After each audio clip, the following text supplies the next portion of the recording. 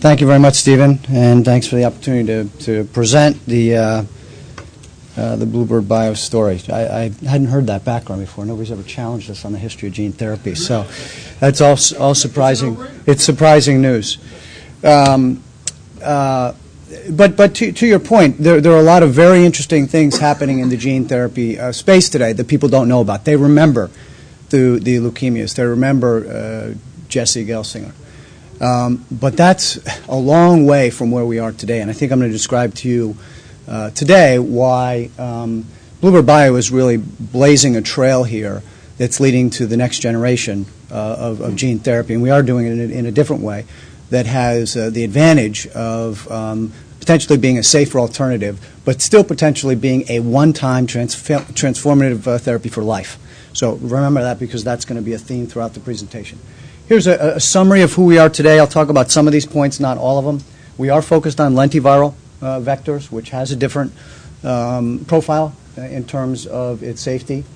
We do have a late-stage program, so we're a late-stage gene therapy clinical company. We have a phase 2-3 program that we're hoping to initiate in a neurodegenerative lethal disease called adrenoleukodystrophy. It was reported, the first 2 patients of the phase 1-2 trial were reported in Science in 2009. We're in discussions with the regulatory authorities to move forward with that, hopefully what will be a pivotal trial. And then we've got another phase 1-2 program where we have also proof of concept in the clinic in the early parts of the phase 1-2 for beta thalassemia, which is the largest monogenic disease on the planet. Additionally, we have an open program in France to enroll sickle cell patients, and our beta thalassemia product also has application to sickle cell, and we reported that in a 2001 Science paper where the data showed curative effects in mice. We believe that this is not a space to be dabbling in for all the reasons that were mentioned in the history. A lot has happened, and the platform, therefore, is critical. Understanding vector design, vector manufacturing, and for us, transducing cells ex vivo, which I'll talk about, is absolutely critical to potency, to efficacy, to manufacturing, to cost of goods, which has been a big hurdle for the AV space and lenti space historically.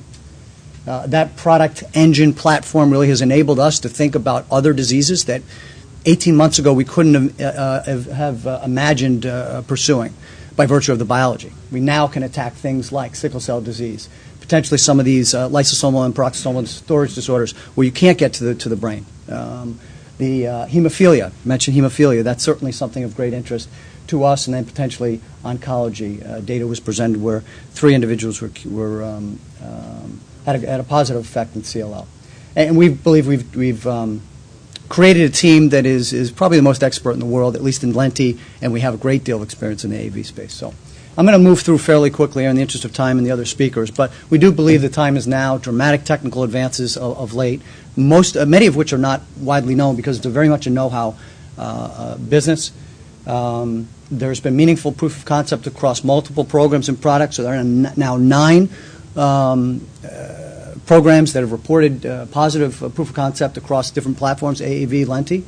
And I can tell you from experience both at this conference and at the JP Morgan conference that there's increasing interest from big pharma and big biotech outside of the Genzymes of the world, which have historically been in the space, in moving forward in gene therapy, and we've got some very interesting discussions going on that front. You know, that and $4 still gets you a cup of coffee at Starbucks, but the interest is very high. So the gene therapy world is quite broad, and it's if you don't understand the field, it's very difficult to understand and navigate. But simply put, here there are really 3 major opportunities as we view them in terms of what we think we can attack. There's the lentiviral ex vivo, and I'll talk about that in a second. There's tremendous preclinical validation and now clinical validation in our programs and others, including the CLL data. There's the opportunity to use lentiviral vectors to go in vivo. That's obviously a more complex world, and then there's the AAV in vivo world where the data were reported with the Heme B program, where there was great transport to the liver and highly specific transport of the product to the liver. So we believe that we're at the crossroads of some very exciting times here. If you think about the macro environment, specifically the increased scrutiny on these high-priced ERTs for chronic diseases. That is going to be a problem going forward as more and more of these ERTs become payer concerns. We believe that a one-time transformative therapy for life can solve some of those issues and provide a very cost-effective rationale for our therapies.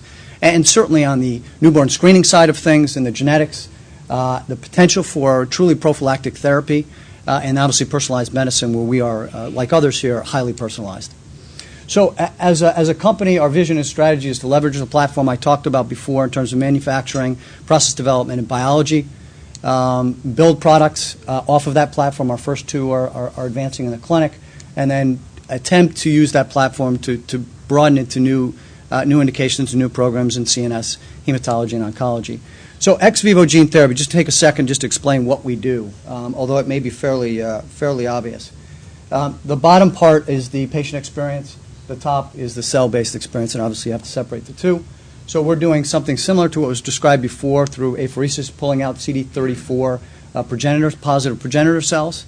The patient then goes back home. We go through a process of transduction, where we're taking our lentiviral product, transducing the patient's own progenitor cells in a highly efficient way, ultimately getting to a vector copy number that I don't think has been seen before in the industry. We go through a process of releasing that product, and then the patient, as we're releasing the product, goes through a reduced intensity myeloablation, similar to a transplant, allogeneic transplant, and then the patient has the cells transplanted, their own cells transplanted back into their body, and these are obviously gene-corrected cells. So we're taking advantage of a commercial deployment model that exists today and really leveraging the transplant center protocols in particular for the transplant procedures, and then we're leveraging the bone marrow and cord blood shipment process for the handling, and then ultimately our plan is, and we're in the process of implementing this, a centralized transduction facility leveraging FDA guidance. PCT's been at this now for a while by virtue of Dendron and others. So. And the plan is to have local centers across the U.S. and then ultimately the globe as we have global trials ongoing. Those CD34 cells are shipped from the patient sites to the centralized facility and then sent back after the transduction is completed. So here's our pipeline. We have, again, I mentioned a phase 2-3 program in what's known as childhood cerebral ALD, and some activity going on an expansion trial into the adult form of that disease. I'll talk about that in a second. Beta thalassemia is a phase 1-2 program, both of those post-proof of concept, and the sickle cell is just emerging with two as yet undisclosed programs. So both of our programs have been reported in major journals, Science in 2009 and Nature in 2010 for beta thalassemia. ALD is an awful disease. It's X-linked adrenoleukodystrophy, so it's a childhood cerebral form that affects young boys. It's a defect in the ABCD1 protein, which is co-transport protein, which unfortunately fails to transport these very long chain fatty acids, and it leads to buildup. And ultimately, it causes demyelination and a very rapid decline. You can see the survival curve, average survival curve for these patients, diagnosed by MRI, and unfortunately, it's an awful disease.